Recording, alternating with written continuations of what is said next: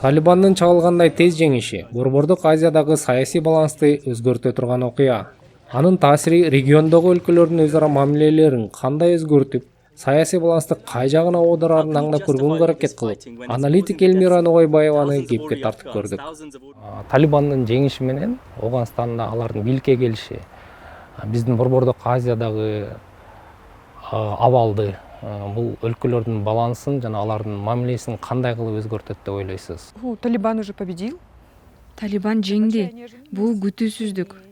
Талибан бүгүн бул Афганистан, ал өзүн мыйзамдаштырууга аракет кылат. Азыр көңүл Афганистанга бурулуп турат. Бул абдан маанилүү. Бирок мындай учурларда ички чоң өзгөрүүлөр болот. Ошондуктан биз үчүн Кыргызстанда региондо эмне болору маанилүү. Мен муну геосаясий өзгөрүш, региондогу чоң оюнчулардын оюндарынын жаңы раунду катары карайт элем.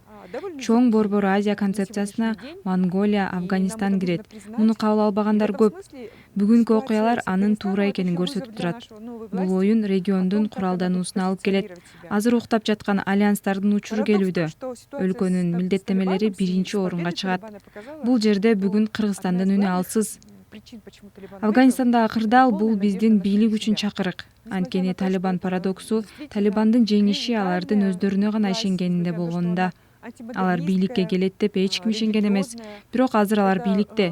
Эми баары алар менен эсептешүүгө аргасыз. Алардын бийлигин тааный башташты. Бул биздин бийлик үчүн сабак болушу керек. Они имеют эту власть. И с ними начали считаться, и государственное образование их уже признают. Бириккен Улуттар уюму дүйнө өлкөлөрүн качкындарды кабыл алууга чакырды да. Биз качкындарды кабыл алсак, кандай кылып аны ишке ашырсак болот? Биздин ага жетиштүү ресурстарыбыз барбы?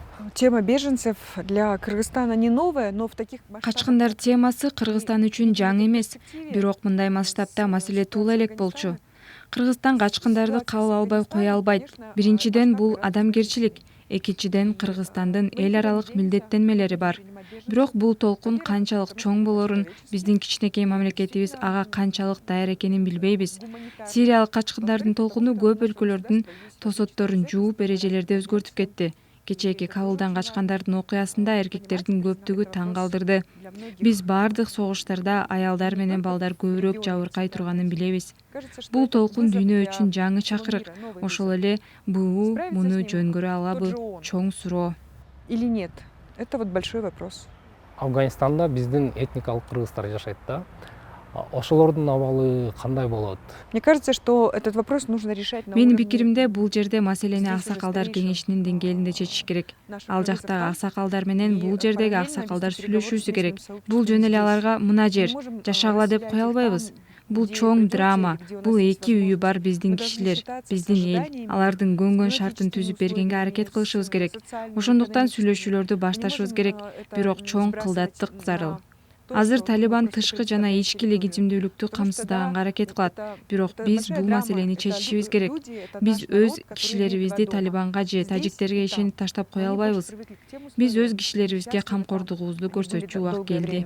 Поэтому переговоры надо уже начинать, надо начинать процесс, но относиться к этому очень щепетильно. Афганистанда кырдаал тез өзгөрүүдө. Талибандын Афганистанда бийликке келиши регионго чоң таасир берери талашсыз. Чоң оюнчулар өз оюнун жүргүзүп, айрымдары региондон кетип калышы дагы мүмкүн. Бирок региондогу өлкөлөр өз ара тил табышып кырдаалдан татыктуу чыгып кетишеби же узакка түтөгөн конфликттин чордонуна айланышабы? Азырынча жообу бдөмүк боюнча.